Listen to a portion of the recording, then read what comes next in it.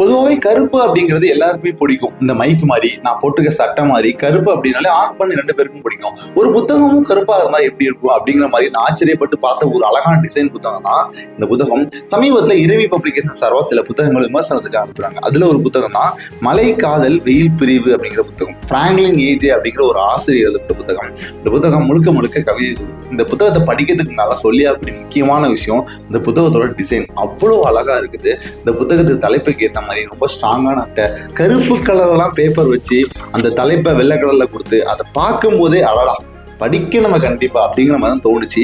இந்த புத்தகம் நிறைய பிரிவுகள்ல இருக்கு. அதாவது இந்த தலைப்பே அப்படிங்கிறது தனித்தனி பிரிவு. மலை அப்படிங்கிறது ஒரு பிரிவு, காதல் அப்படிங்கிறது பிரிவு, வெயில் அப்படிங்கிறது ஒரு பிரிவு, பிரிவு அப்படிங்கிறது பிரிவு, அப்படி 4 பகுதியா பிரிச்சு இந்த கவிதைகளை எழுதியிருக்காங்க.